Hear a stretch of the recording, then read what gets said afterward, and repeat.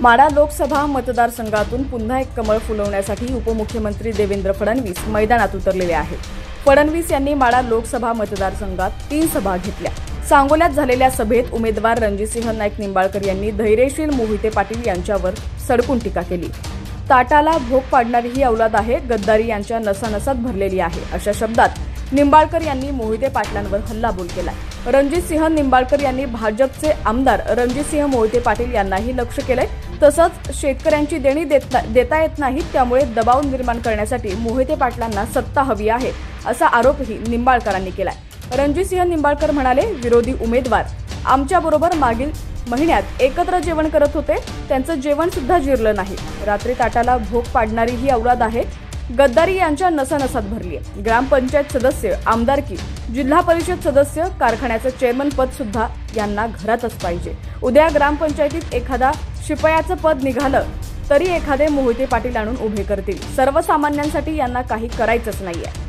धैर्यशील मोहिते पाटलांवर 31 गुन्हे दाखल आहेत. लोकांची फसवणूक केल्याप्रकरणी हे गुन्हे दाखल झाल्याचं निवडणूक आयोगाला दिलेल्या प्रतिज्ञापत्रात लिहिलंय.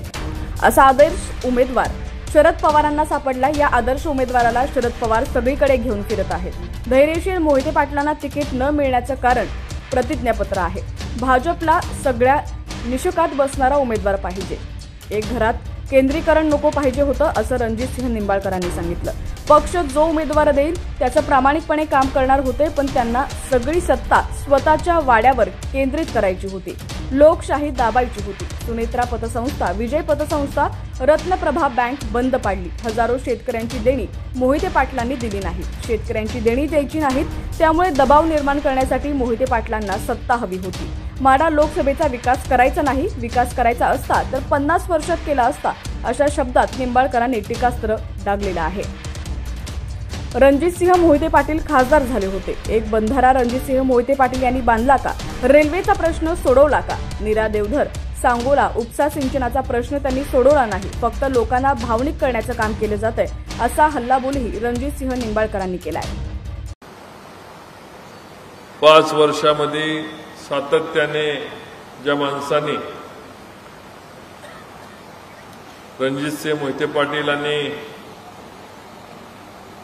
धैर्यशील मोहिते पाटील या दोन्ही भावांना प्रचंड मदत केली. किती मदत केली त्याचं ज्ञान परमेश्वराला आणि साहेबांनाच आहे. अडचणीत आलेला कारखाना रिएस्टॅब्लिशमेंट करून दिला. एका नाही 2-2 कारखान्याला मदत केली. विधान परिषदेचं सन्मान्य सदस्यपद देऊ केलं. याचबरोबर राज्यामध्ये सन्मानाने स्थान दिलं. पण गद्दारीत जर नसानसामध्ये भरले असेल, ज्या थाळीत खायचं त्याच थाळीला भोकं पाडायची जर सवय असेल, तर महाराष्ट्राची जनता काही चुकीची सांगत नव्हती. हा अनुभव मलाही आला ना, आता साहेबांनी अनुभव आला. कारखाने त्यांना परत चालू करून दिले. एवढे पैसे करंट चेकने आपण त्यांना दिले. 30 ते 40 हजार लोकांचे पैसे यांनी बुडवले का नाही? कुठल्या कुठल्या संस्था बंद पडल्या तुम्ही सांगा, पैसे अडकलेत सांगा. सुमित्रा, पुढं विजय शुगरची बिलं दिली नाहीत. अजून रत्नप्रभा बँक,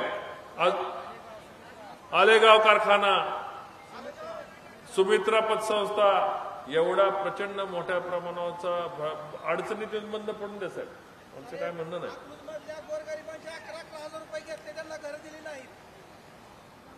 लोकांच्याकडनं प्रचंड मोठ्या प्रमाणावर पैसा गोळा केला आणि हा पैसा निघाला कुठं, हा सुद्धा शोध घ्यायचा एक विषय आहे.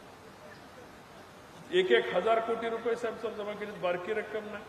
गोरगरिबांचे 1-1 हजार कोटी रुपये जमा केलेत. पोरांचे संसार, पोरींचे संसार, पोरींची लग्न, विश्वास इथं सगळी जनता बसली. आज ही तुम्ही आलाय निडर होऊन समोरून आल्यात, नाहीतर लोकांच्याकडे यांच्या सगळ्या दहशतीमुळे पैसे मागायला जायचे कुठं, हे सुद्धा धाडस होत नव्हतं.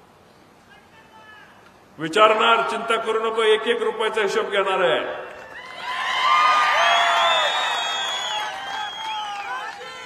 आणि हा रणजितसिंह नाईक निंबाळकर कोणाला बापाला भेट नाही, तुम्हाला माहिती आहे. आणि ह्यांना तर सोडून द्या, ह्यांचा बाप बारामतीला बसलाय, त्याला सुद्धा भेट नाही. त्यांच्या बापाच्या घशातनं हात घालून पाणी परत माळशिरसला उपलब्ध करून दिलंय ना? चालतोय ना कॅनॉल? बंद पडून दिला नाही कॅनॉल. त्यामुळं ह्यांना ना ह्यांच्या बापाला विवेक नाही. किती पाडायचा प्रयत्न करून द्या. रणजितसिंह नाईक निंबाळकर भेट नाही अजून, ह्यांना पण नाही. आणि बारामतीकरांना पण सांगतो, तुमच्यात ताकद आहे तर तुम्ही अजून पैसे लावा, अजून ताकद लावा.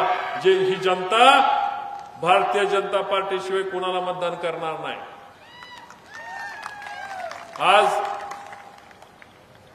ज्या पद्धतीने आपल्याबरोबर गद्दारी झाली, त्या माळशिरसतल्या सर्वसामान्य माणसाबरोबर गद्दारी झालेली आहे. साहेब, गद्दारी सोडा, दहशतीची एवढी उदाहरणं आहेत, एवढ्या लोकांना मारहाण झाली आहे.